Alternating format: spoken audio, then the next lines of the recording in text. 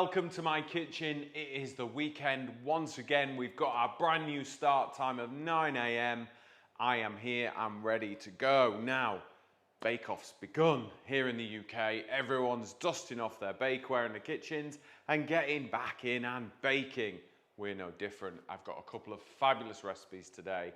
First one I'm going to start off with is a nice lunchtime snack. You're going to want to make this today. We're making a sort of an Italian piada. So I'm using flatbreads. Now you could use tortilla wraps if you wanted to, no problem at all. We're going to fill them with mascarpone, fennel, chili, garlic, ham, fresh parsley, some lovely olive oil, and we're going to toast them. They are going to be delicious. Carlos, you are going to like lunch today. And then following that, we're going to make some beautiful vanilla and pumpkin shortbreads. Really nice, simple recipe, but we're going to sandwich them together with espresso curd. So think lemon curd, take the lemon out. We're going to put coffee and dark chocolate in. So you have this lovely, delicious, it's almost like a grown-up Nutella with that hint of coffee. It's amazing. Once you've learned how to make that, you can use it for your cakes, sandwiching biscuits together, serve it with ice cream, very good dessert. Loads. It's really delicious. But first of all, let's get lunch made. So, what we're going to start with is some roasted garlic, okay? Now, I've got just a bulb of garlic here. Very, very simple to do this, and I would urge you to buy lots of bulbs of garlic, do this, and put them in the fridge. So, put it straight in a tray, a little bit of olive oil. That's going to go in the oven for 45 minutes at 160 degrees until it's really soft and squidgy. So if I put this one in, so while that's just in the oven, we can forget about those. I've made some earlier. Now, all they do is they just go really brown and soft and squidgy, and they smell absolutely amazing. Have you done this before, Carlos? Nope. You wait till I cut this open and have a smell of this. It's like garlic toffee. The natural sugars in the garlic get really, really hot, and it caramelizes inside the skin, and it loses its pungency, and it just becomes sweet and delicious. So you have a smell of that? Yeah. Oh. What's the best camera to show that? This one here? Yeah, there. So you can see, look how soft and squidgy it's gone like that, yeah? You can just squeeze it out like toothpaste, okay? So I'm just gonna squeeze the garlic out. There we go. Is it similar than when you put it in foil and put it in the barbecue? You can do it in foil. I mean, the thing with, you don't need to do it in foil because there's like multiple layers of skin of the garlic there anyway, but you know, it doesn't matter.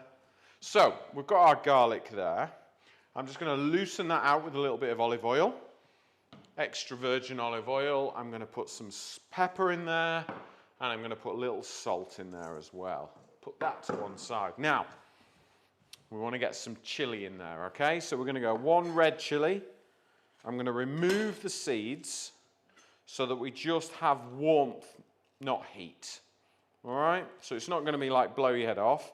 If you like things really, really hot, leave all the seeds and everything in if you want to. It's entirely up to you. But I want to taste everything. Okay, so slice long ways. And then turn your chili round. And then we will just dice it the other way. And we just end up with a very simple diced fresh chili. You could use dried chili flakes if you want to. You could use chili oil in with your garlic instead of olive oil. There's always a way. But I really like that sort of fresh, fruity chili flavor. Okay, so let's whack that in there. Lovely. Right, let's get rid of these. So if you want any of the recipes that we're doing today, scan the QR code below. That'll take you straight to masterclass.co website. And that's where we house all the recipes. And you can find more information about the equipment that I use in my kitchen. So, let's get to, I want some flat leaf Italian parsley, okay? So we're just going to roll it into a bundle and then just push our knife through. Okay. So lots of knife skills today, but it does make a really good lunch. And the good thing about this filling actually is you could stir it through pasta if you wanted a proper meal, or it works really well for this piada snack that we're going to do. Okay, so, right, on to fennel. All right, you like fennel? Do you use it much? No, not really. No, it's not really a Spanish ingredient, is it, fennel, so much? Use it loads. Eh?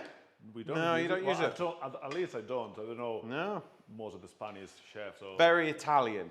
In Tuscany, they use loads of fennel. It grows up the sides of the roads, all the wild fennel. It's really, really nice. So, I've cut the bottom off. All I'm going to do is I'm going to put my knife, little paring knife in at a 45-degree angle and just get rid of the core like that.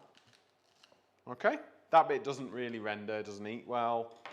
And then, you could do this two ways. You can slice this with a knife if you want to. So cut it down the middle. Take the fennel top, which is the herb. We're going to use that. Now, I'm going to show you both ways.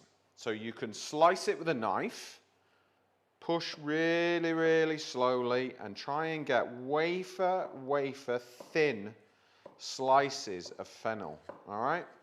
Which, for me, is fine, because I've been chopping and using a knife every day for the last 25 years, all right?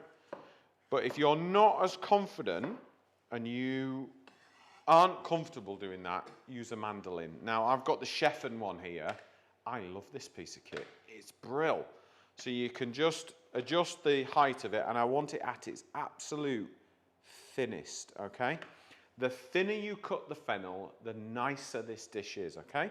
So anything that slices, and then just run it along there, like so, and then I've got some really nice thin pieces of fennel, okay?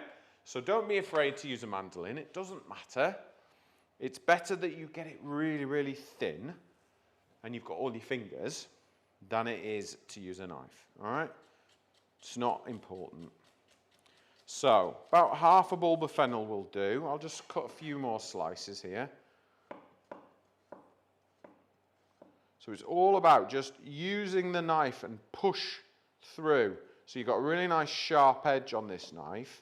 This is a 20 centimeter edge keeper knife. So you get a little sharpening blade inside the sheath, which is brilliant.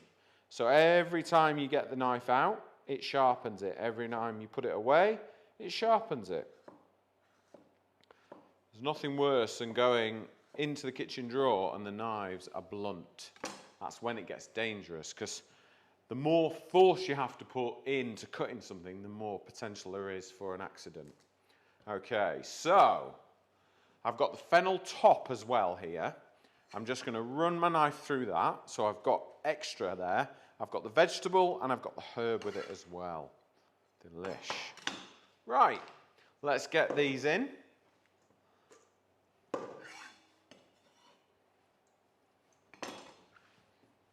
Okay, let's have a quick wipe down there. Tidy as we go. Right, let's get a spoon and a grater. So we'll give this a really good, nice mix together. Okay. Perfect. Make sure that garlic, roasted garlic that we've put in there, really gets the opportunity to break down. It smells so good. So, so good. I could eat that just as it is. A bit of roast pork in a sandwich with that. Oh, it'd be amazing. Right, piadas. Oh no, ham. We need to put our ham in. So I've got some cooked ham, which has just been boiled. Nothing out of this world. You could use shredded up bacon, you could use any type of ham, cured ham, boiled ham, whatever you fancy. Good way to use it all up. So it's nice and sort of salty. That goes in there as well. Actually, if you wanted to make this vegetarian as well, you could shred up some king oyster mushrooms or something like that. Would be really nice. So, Now we've got our main filling for our flatbreads, okay? Got any questions for me, Carlos, or are you just ready for your lunch? No, you haven't seasoned at all. You mentioned the I seasoned it at the beginning. Salt and pepper went in at the very beginning. You weren't concentrating. No, I was concentrating on the cameras. But then, because you mentioned the ham is already a bit salted, you just probably... Didn't put much salt in. It's very much about touch, taste, and make it how you want it to do. But once we get the mascarpone in here, it's all about making sure that cuts through the mascarpone and the parmesan, okay? So, let's get a spoon and get our mascarpone. So I've got a tub here which is 250 grams. So I'm going to put a good dollop on each one. And then we spread that on the bottom. So we get our creaminess here. It's going to be, I'm excited about this one. This is a good lunch day, this, Carlos. It is indeed. It is. There we go. So we've got a nice even spread. So that's creamy and rich, which is why we've got some sort of quite strong flavours in there to cut through it. Okay?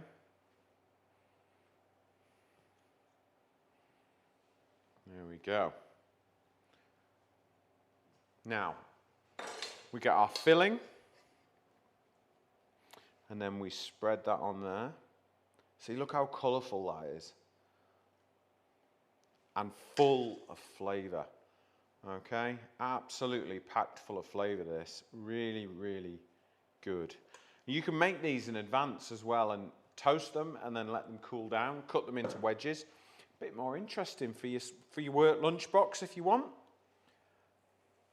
Carlos is very lucky because his work, he gets fed all the time. Parmesan cheese. This is going to glue the top together, okay? Because we've got, if you just whack a flatbread on top of there, it's going to fall apart, okay? Whereas this, it's like tasty glue, all right? So on with our parmesan there.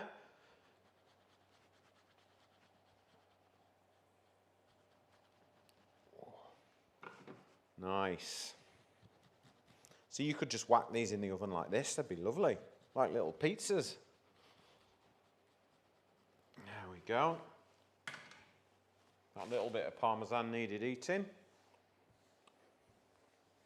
Okay, now, little drizzle of olive oil, because we don't want it to dry out.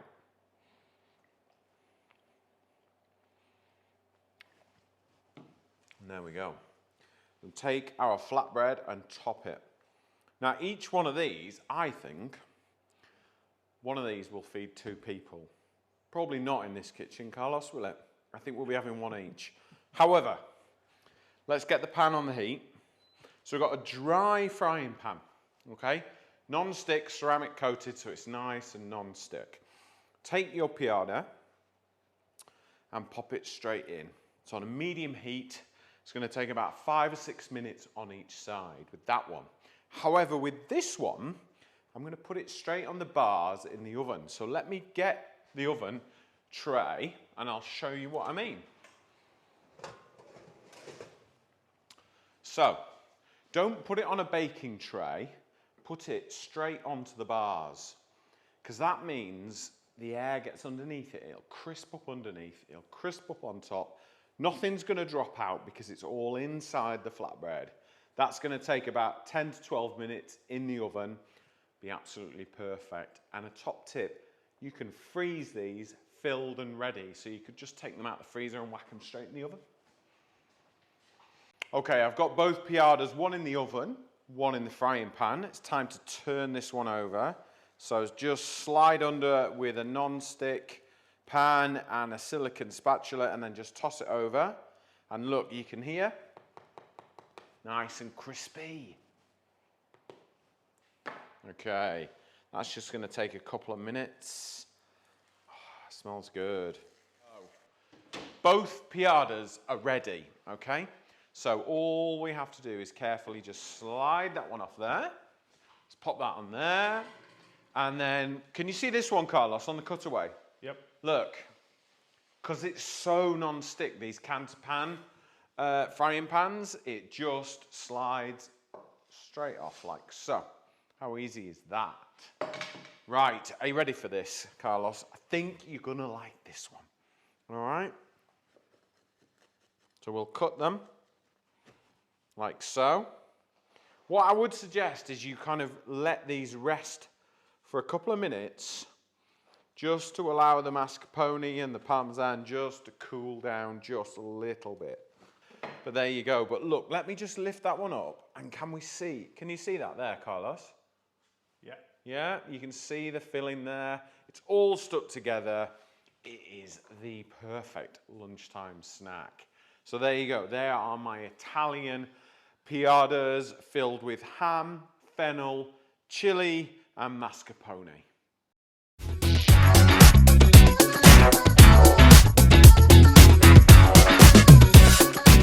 Okay, now it is time to bake. I've got the most incredible espresso and chocolate curd for you. And we're going to use that to sandwich together some beautiful pumpkin and vanilla shortbreads. Super delicious. So let's get started with the curd first, okay? So what we're going to do is we're going to get our chocolate in. So a little bit of 70% dark chocolate, all right? We'll get that in to melt. Now, while we're doing that, it's time to separate our eggs. So it's the yolks that I'm interested in for this recipe, okay? So you need to find a use for your whites, whether that's meringues or egg white omelettes or whatever that might be is up to you.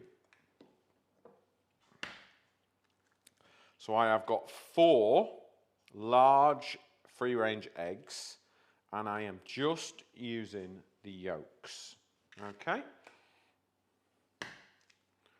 So if you have any questions about any of my recipes, please do post them in the messages below and the comments below, and I will answer them as best I can.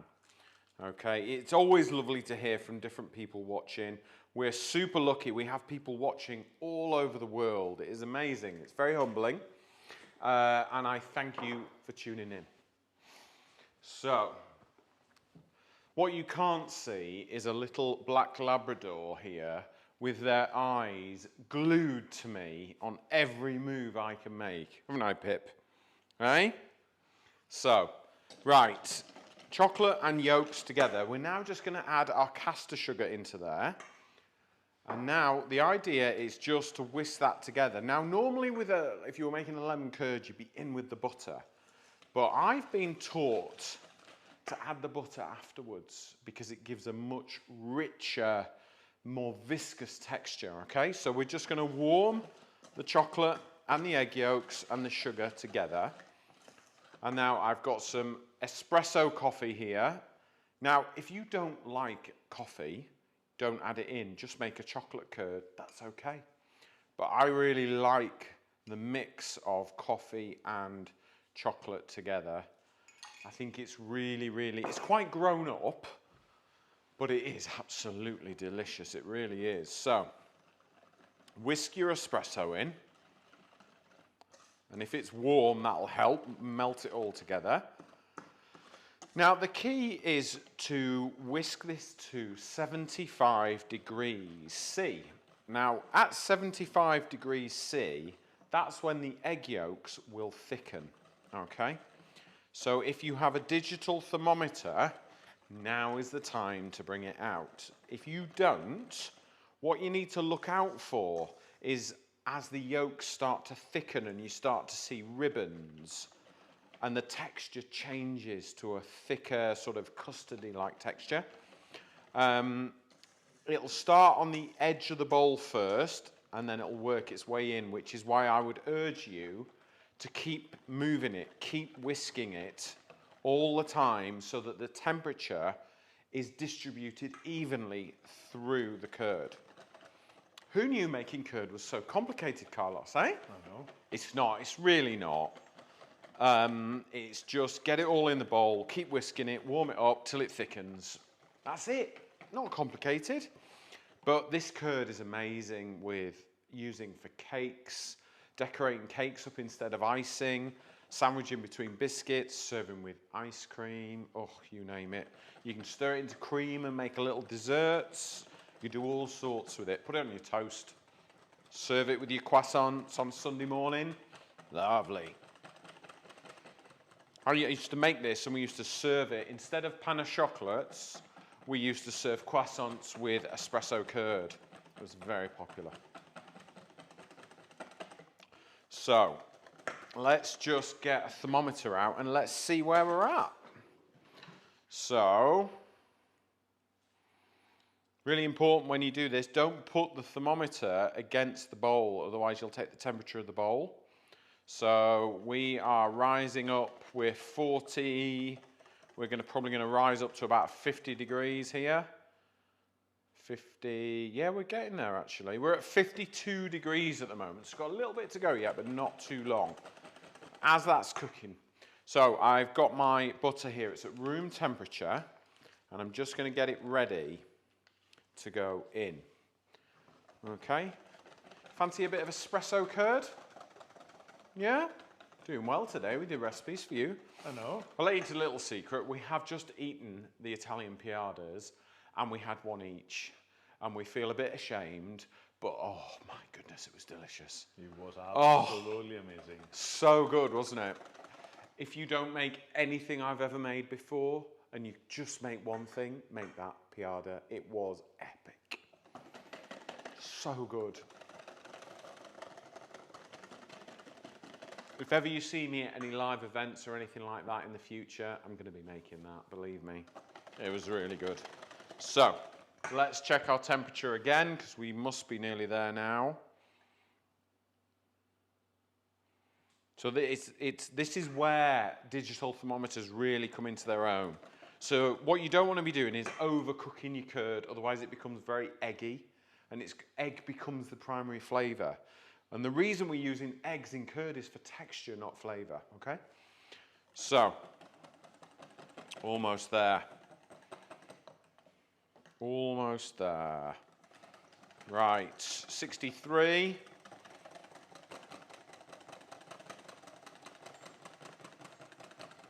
There we go, boom, that'll do me. Right. So, now we've hit 75 degrees, the eggs have thickened, which is what we want. We now need to add our butter in, okay? And I'm just going to break it up into little pieces. And the reason why we do this is the butter doesn't melt to a liquid. It stays a little bit viscous and a little bit rich and thick. And it will cool down the curd straight away. And by me using a whisk as well, it gets air into the curd and allows it to cool down. And you can see straight away, we've got a much thicker texture, okay?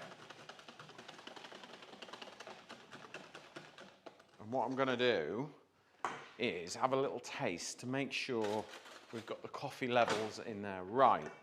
This wants to be coffee first, chocolate second, not the other way around for me. Ooh. I think you're going to like this, Carlos. Have a taste of that. Imagine that sandwich between your shortbreads. Oh, wow. You like that, don't you? If you like your coffee, you're going to flip and love this, all right? I like the idea you say before that you used to do with the croissants, or the pan au chocolat. Yeah, that's, ooh. Mrs. Carlos could expect this on a Sunday morning, do we think? Maybe. Yeah, maybe. She plays her cards right. Okay, right. So what we're going to do is we're going to put this to one side and let it cool down. Okay? And while we do that, we're going to make our shortbreads. Okay, so mixing bowl. Hello, puppy. Watching me, aren't you? Right. I've got 125 grams of salted butter in there. I've got 80 grams of granulated sugar. So it's a 2-to-1 ratio, okay? Approximately. Use the back of a silicone spoon. And the reason why we use room temperature butter is it means that we can blend this together really quickly. You could do this in an electric mixer if you wanted to. No problem at all. So this is kind of based around a French sablé shortbread recipe. So we actually add an egg yolk into this, which I think makes it lovely. So slightly different to the Scottish shortbread. Okay, so you're looking for the scratching sound of sugar to disappear. Okay. There we go. Right, so we're going to go in with our egg yolk. So there is my egg yolk. Touch of vanilla, just for that lovely rich flavour. And then mix that together.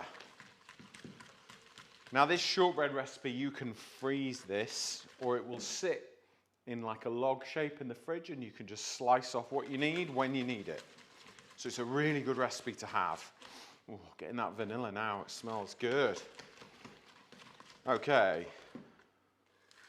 So, there we go. Now, I've got my plain flour and I've got my pumpkin seeds. Now, if you can't get pumpkin seeds, use a different kind of seed if you want to, or you could use walnuts, pistachios, peanuts, whatever you fancy. It's just a nice sort of crunch, I think, I like. Pumpkin seed's really good for you as well, and the colour works really nicely on these. So now we just start to mix. We don't want to over-mix this because we don't want the shortbreads to be tough. Okay? Do we, Pip? You'd like a shortbread, wouldn't you?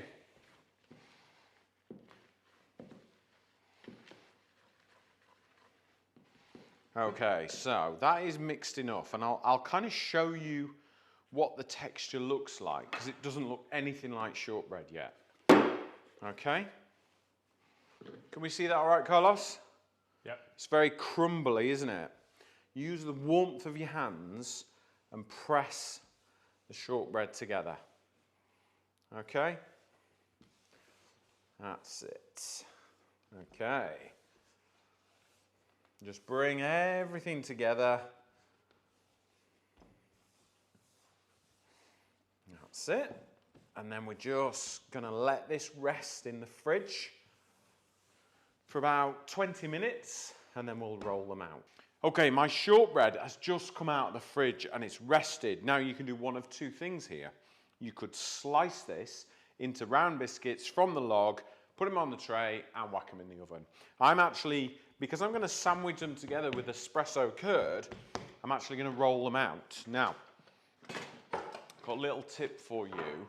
When you're rolling out shortbread, use rice flour, because that won't dry your shortbread out, okay? Because it's not a gluten.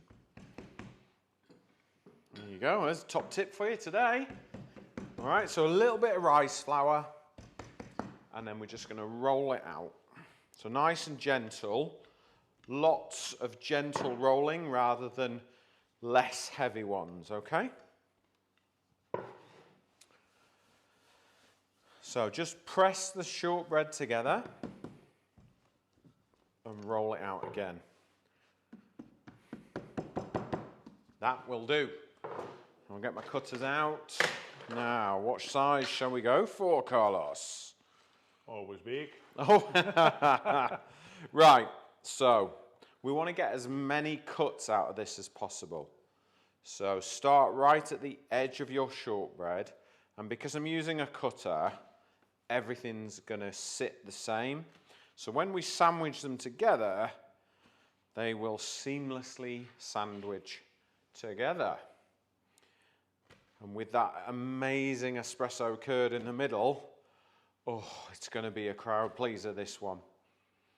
It is going to be good. Right, so let's get all these. Now we're going to bake these at 160 degrees Celsius. And in the recipe, I will put it in Fahrenheit and gas mark, because I've had a few people ask me. And I forget because I just do Celsius, but I will make sure that from here on in my recipes include gas mark and Fahrenheit, so I do listen. All right? Okay, so squash all the little trimmings together. And then do the same again. A little bit of flour there, that'll do. Roll it out. A couple of rolls, won't need many. Or if you've got enough biscuits, you can just whack the dough back into the fridge or the freezer until you do want them.